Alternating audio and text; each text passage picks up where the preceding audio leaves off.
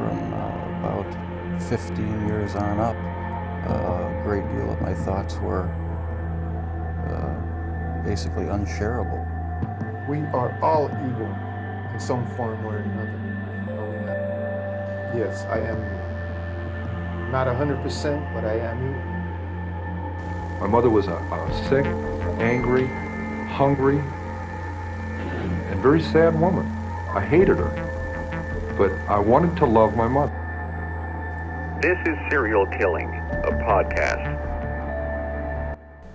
Hello and welcome to Serial Killing, a podcast, where we also veer off the serial killer path to delve into other topics within our beloved true crime community. Special thanks to some of my patrons: Jessica, Janice, Pixie, Rachel, Whitney, Maya, Alethea, Elena, Katoras, Catherine, Sam, Linda, Katerina, Teresa, Sophie, Nanette, my two Emmas, Emily, Gaylin, Bree, David, John, and Judy. Thank you so much. You are truly appreciated. And for anyone else, please feel free to join my patrons so that I can bring you more of what you crave. Also, like, share, and subscribe. It just might help our little community grow. And if you happen to watch on YouTube and also use Spotify, consider watching on Spotify instead, as they have been kind enough to sponsor me a bit, and, well, we all know how YouTube treats us. But my podcasts are all written with the listener in mind, so nothing is missed. Today's podcast will be the story of Danielle Crockett. Now, if you remember, I dedicated an entire episode to Genie, a little girl who was left tied to a chair in a dark room nearly all of her life until she was discovered. And though experts did try to help her to bring her some level of normalcy, she was ultimately left in an institution where it is presumed she still remains to this day. There is a foundation that pays for her care, but they absolutely will not release any information about her. If you are interested in listening to that episode, I don't think I'd made a video yet. I will link it in the notes below. So, without further ado, let's get into the story. Danielle Crockett was born on September 21st, 1998 in Las Vegas, Nevada. Her mother was Michelle Sarah Crockett. Her father, well, she apparently never got his name. He had been a one-night stand. Michelle's backstory is that back in 1976, she had met Bernard Hill Crockett Jr. while she was a student at the University of Tampa, though she had been born and raised in Syracuse, New York. He was 10 years older than her and was also a Vietnam veteran. They married, moved to Las Vegas, where he drove a taxi for a living.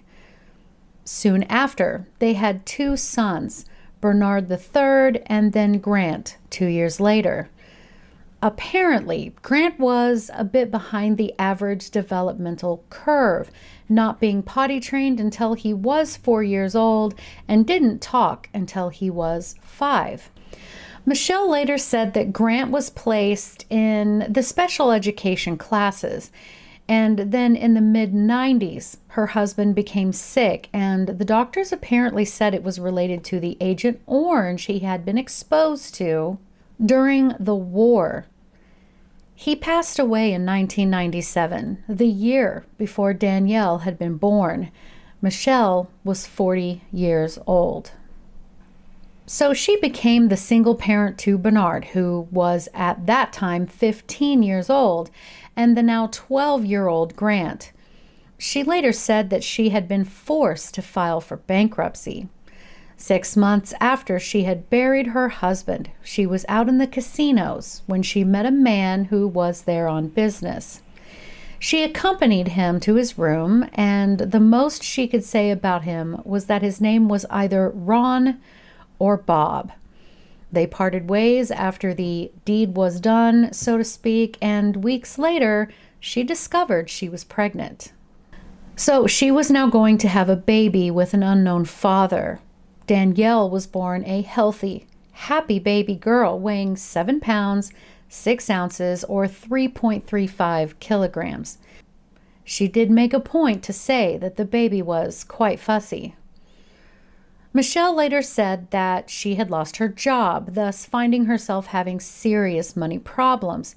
She lost the mobile home they had been living in, and some sources say it actually burned in a fire, and lost all of her possessions, and decided to take the boys and her infant daughter, get into a Greyhound bus, and move to Plant City, Florida, east of Tampa, and in with a cousin of hers. She and her children could stay with them until she got back on her feet. Now, I was able to find that she had worked as a cashier at Publix supermarket and later a local Walmart, but most sources stated she didn't have a steady job often and was also often seen walking around, smoking cigarettes, and flirting with random men in casinos. This suggests that little Danielle was either left with her brothers to care for her or she was left to fend for herself. And Michelle later said that while she was working, she had indeed left little Danielle with her sons, and particularly Grant. And I don't want to be insensitive to anyone who has special needs, but let's just say he was most assuredly not able to care for anyone else. And this was basically life. Most everyone never knew Michelle even had a daughter at all. Throughout the years, life went on. Now, starting in 2002, someone called the local child abuse hotline, stating that a child around the age of 3 was being left unattended for days at a time with a brother who was definitely not capable of caring for the young child. And that child was also never seen wearing anything other than a diaper, ever.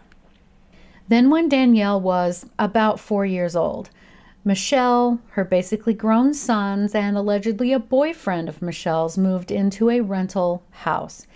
And this house would never be thought of as anything nice. In fact, it was described as run down. The neighbors were aware that she, her boyfriend, and her sons lived there, but no one else.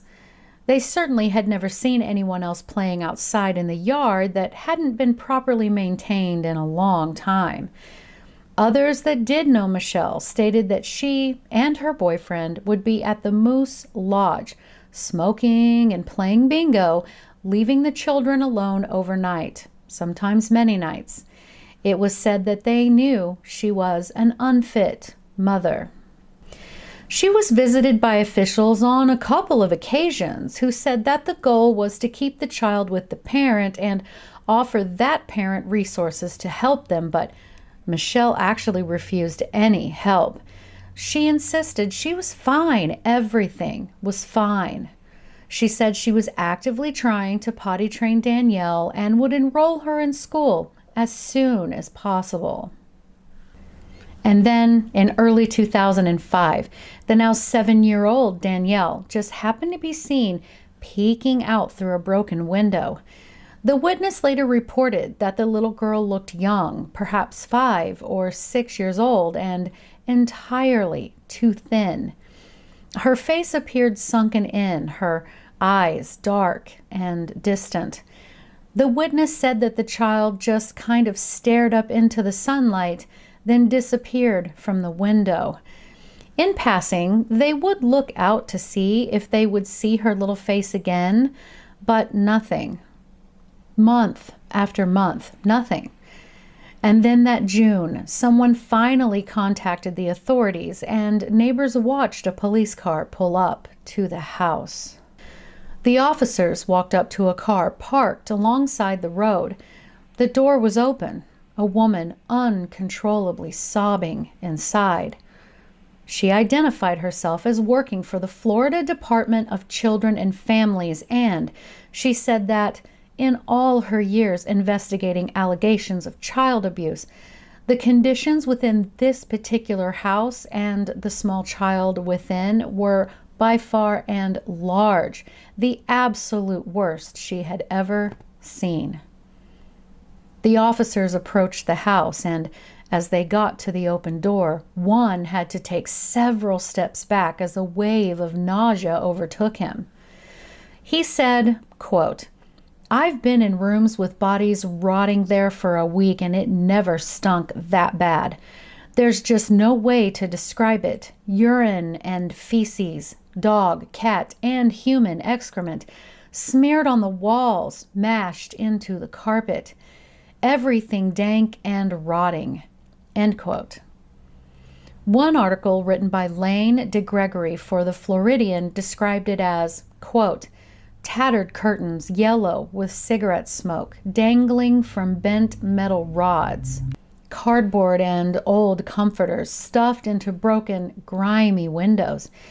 Trash blanketing the stained couch, the sticky counters. The floor, walls, even the ceiling seemed to sway beneath legions of scuttling roaches." End quote. A detective said, quote, "It sounded like you were walking on eggshells. You couldn't take a step without crunching German cockroaches.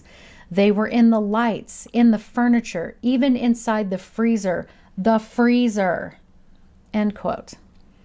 This detective saw a middle-aged woman in the house. She agreed that it was her house and that the grown men on the trash-covered couch were her sons. She freely admitted that she also had a daughter, but she wanted to know what this was all about, seemingly clueless. The detective waited and walked over trash and feces, looking into areas he came across until he came to a door. As he opened it and his eyes began to adjust to the darkness, he saw a little girl, Danielle. She was laying on a filthy mattress on the floor. It was painfully obvious that she was malnourished. Her dark hair was horribly matted and infested with lice. Her skin was covered in insect bites, rashes, and sores, and she was completely naked, save for a diaper that she had been wearing long enough that it was hugely swollen. The detective stated, quote, "The pile of dirty diapers in that room must have been 4 feet high. That child was just lying there, surrounded by her own excrement and bugs." End quote. He scooped her up, and he later said she yelped like a lamb. Quote, "It felt like I was picking up a baby. I put her over my shoulder and that diaper started leaking down my leg." End quote. Danielle didn't struggle against him, though.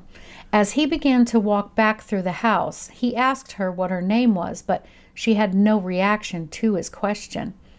As he walked, he began looking around for some kind of clothes to put on her, perhaps even a toy to accompany her during her escape from that disgusting house, but he only saw wadded up laundry stained with feces and toys that were covered in maggots and roaches. As he passed Michelle, he confronted her about her seriously ill daughter as well as the deplorable conditions of the house, but her response was that she was doing the best she could.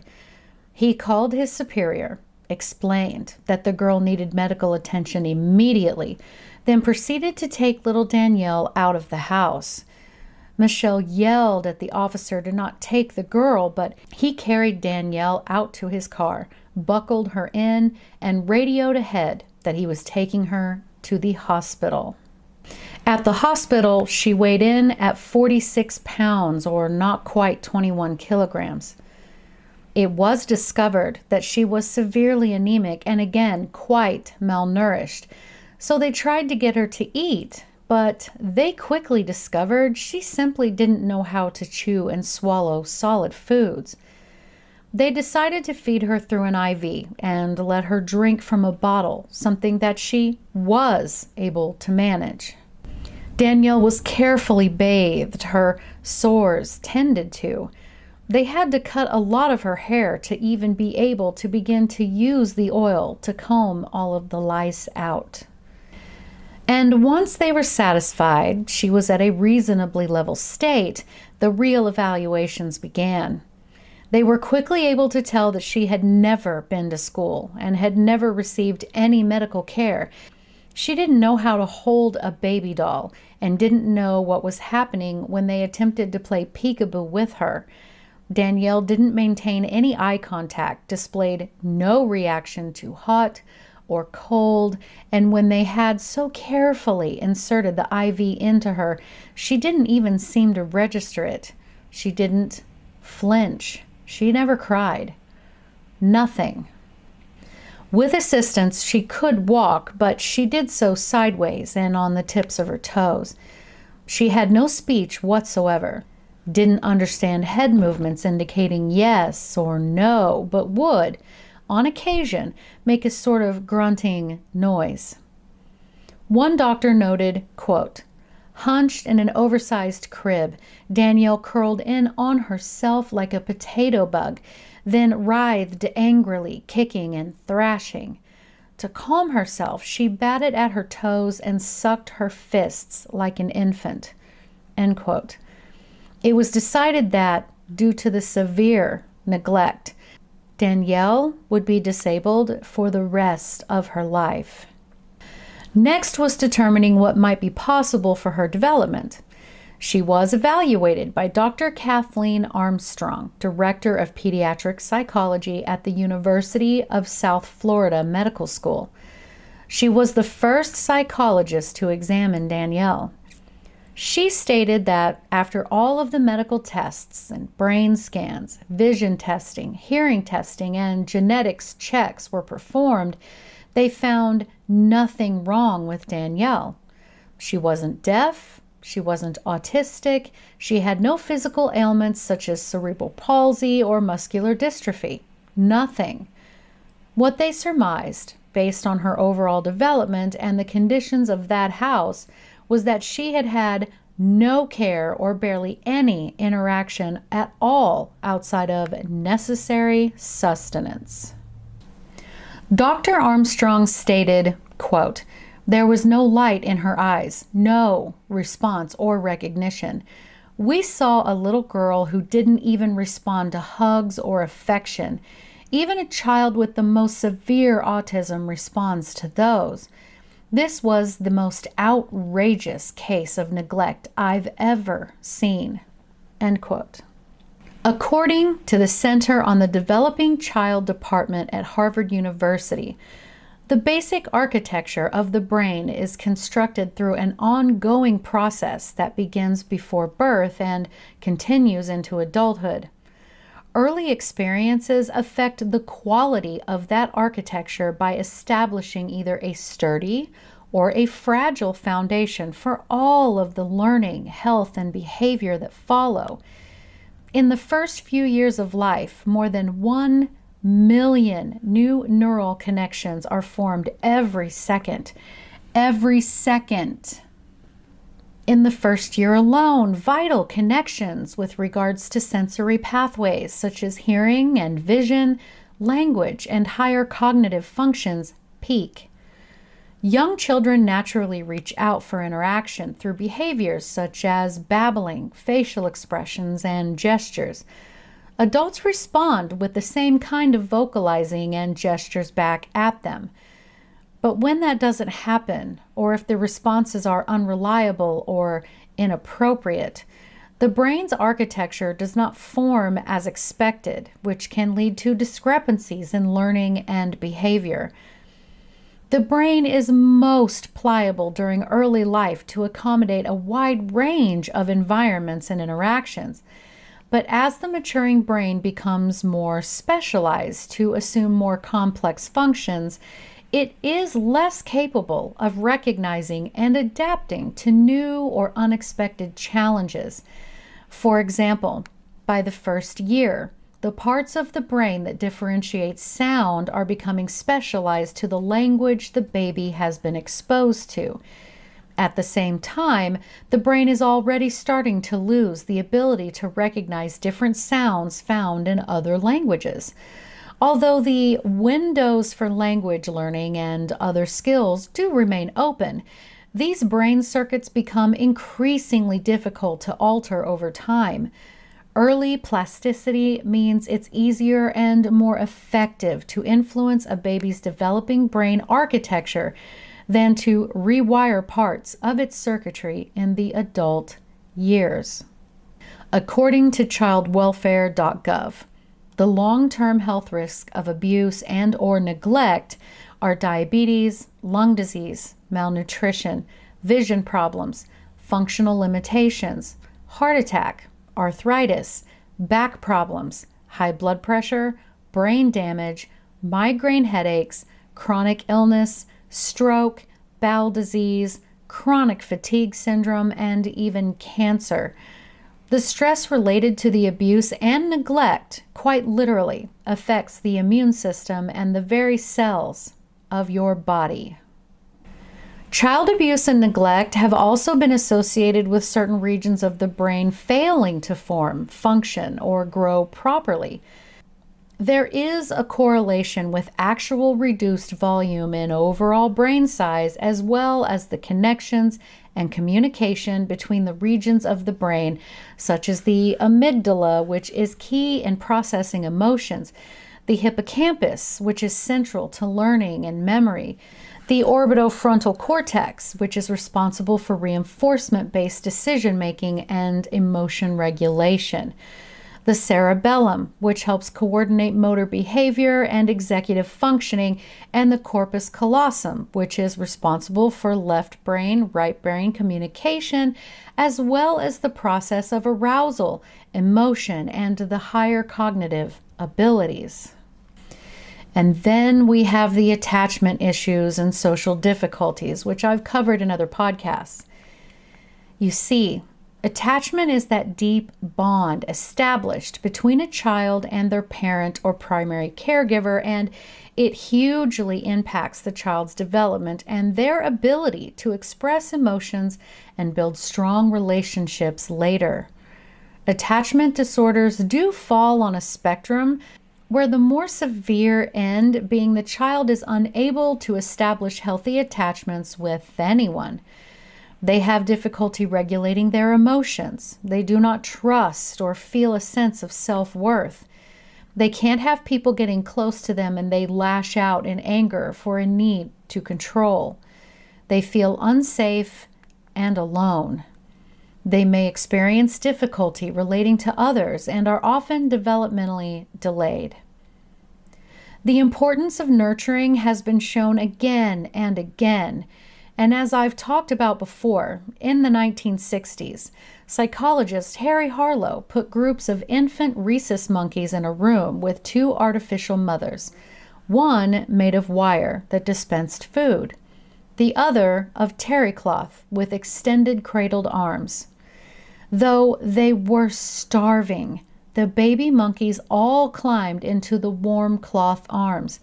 You see, even primates need comfort more than they need food. Tracy Sheehan, Danielle's guardian in the legal system, who is now a circuit court judge, stated, quote, "It's mind-boggling that in the 21st century we can still have a child who's just left in a room like a gerbil, no food, no one talking to her or reading her a story. She can't even use her hands. How could this child be so invisible?" End quote. So, for 6 weeks, she was inpatient at the hospital recuperating, and it was widely agreed that she should most assuredly not go back into her mother's care.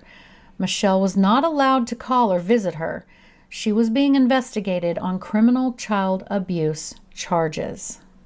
It was a tough call, but Danielle was sent to a state-run group home for severely disabled children in the hopes she might learn to do more and at the very least feel safe and cared for. And actually, quite slowly, she picked up on a few motor skills, though she still couldn't feed herself, and she learned the basics of how to walk on her own. It was her extreme anxiety that manifested itself in screaming fits and incessant rocking in her bed at night. Her caregivers eventually put her on powerful antipsychotic medication that kept the worst of her fits and tics at bay, but left her morose and even more dissociated from those around her. She often sat with her tongue hanging out of her mouth and drooling. Later that year, Danielle started school for the first time. She was placed in a special education class at an elementary school. Kevin O'Keefe, her first teacher, said, quote, "Her behavior was different than any child I'd ever seen. If you put food anywhere near her, she'd grab it and mouth it like a baby. She had a lot of episodes of great agitation, yelling, flailing her arms, rolling into the fetal position. She'd curl up in a closet just to be away from everyone. She didn't know how to climb a slide or swing on a swing. She didn't want to be touched." End quote. "It took her a year just to become consolable," he later said. By the time she was 8 years old, it was decided that she could be available for adoption, though finding her a family who would be happy to change her diapers as well as meet all of her other needs seemed a heavy want. And yet, a couple in their later 40s saw her photo and were immediately drawn to her. Bernie and Diane Leroux. Now, before we all get those warm fuzzies, it is important to note that in an article written for the New York Post, it said that the couple didn't want a child with severe special needs or one that wasn't potty trained and so on. But they said once they saw her, they wanted to help her. The couple couldn't at first outright adopt her because, well, Michelle refused to sign her parental rights away. Finally, when the prosecution offered to drop the child abuse charges, Michelle agreed to sign her rights over. Ultimately, Michelle was given just probation, scheduled to be completed in 2012 at that time. In 2007, the now 9-year-old Danielle accompanied Bernie and Diane home for an Easter visit. While they had grown children, they still had a younger son named Willie at home. Willie was happy to give up his bedroom that was closer to the parents' room so that Danielle, who still did not sleep through the night, could be right there. It was said Willie was excited for her to be there and shouted good night to her every night, knowing he would get no response, and yet also knowing she knew. When Danielle first came to live with us, she was a couple months from being 8 years old. Developmentally, she was anywhere between 6 months to maybe 18 to 24 months. She didn't like walking and she loved being carried. She would have the tantrums 7 or 8 times a day. She would scream at the top of her lungs. She would stomp. She would flail her arms. She would throw herself on the floor. When Danielle first came, food was a constant concern of hers. She would eat it until she threw up. This would prove to be an excellent situation for the young girl. Her teacher at school noted immediately that Danielle seemed to be more relaxed and at peace. But there was still much work to be done to get the adoption set in motion, and Danielle was left with a foster family for a few months. And in that time, it was observed that she had regressed back into her nearly catatonic self. You see, it was discovered that someone in the foster home had been stealing her antipsychotic medication, which also meant that Danielle had endured a horrible detoxification process. But nonetheless, she went to live with her new family. It took nearly no time for Danielle and Willie to bond again, playing in the family's pool together. As Willie would tell her to jump into the water, he would exclaim, 1, 2, 3, go! And eventually, she began saying go back to him. This was the first word they believed she ever learned. She began saying it any time it was time to go do anything, such as use the restroom, eat, bedtime, and so on. This was a big success. She was later able to ride a bike and even started therapeutic horse riding. So the family uprooted and moved to Tennessee onto a 26-acre farm with goats and other animals, and Danielle was in heaven. And while she never really learned to speak, she understood people and communicated back as best she could. It was said that when she was happy, she would make full eye contact, pat her chest at her heart and say, "Aye, good." The couple even made an appearance on the Oprah show and co-wrote a book titled, quote, "Danny's Story, A Journey from Neglect to Love," end quote. They went on to foster other children together, and life seemed to be good for Danielle. They were able to potty train her enough that all she needed was a pull-up training diaper at night while she slept in her teens. She began to laugh out loud on her own when enjoying playing with toys. But not everything was roses. Her new parents believed specialists quit working with her because it was so difficult to see any progress, and Medicaid wouldn't pay for the private therapists, and the girl needed constant movement and sensory stimulation, which is common for children who didn't get held or rocked or appropriately exposed to sounds and sights. Then, about 3 years after the adoption, Diane was overwhelmed with Danielle's care and suggested they put her in a nursing home, but Bernie refused. It was at that point that he basically took over her full care.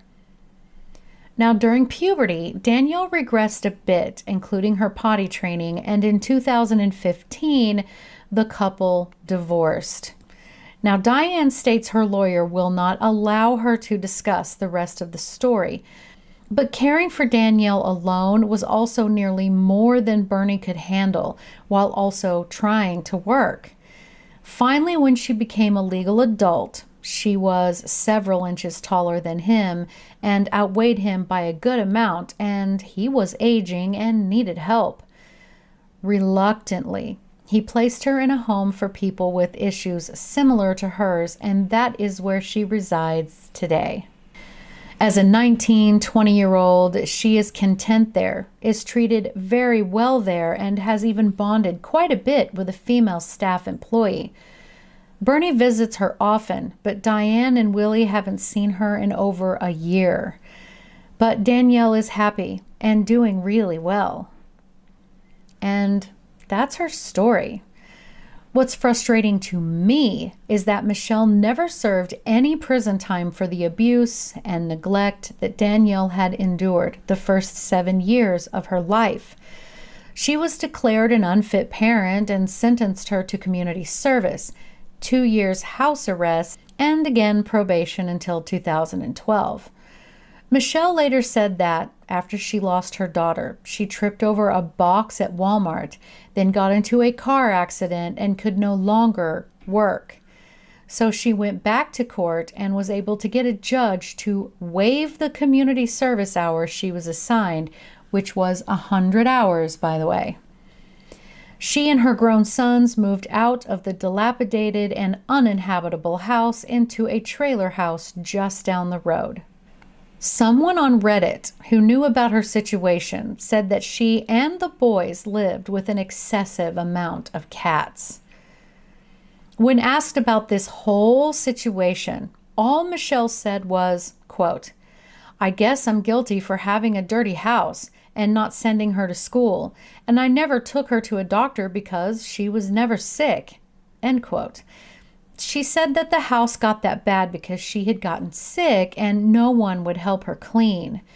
Michelle actually said that she didn't realize having a dirty house was a crime.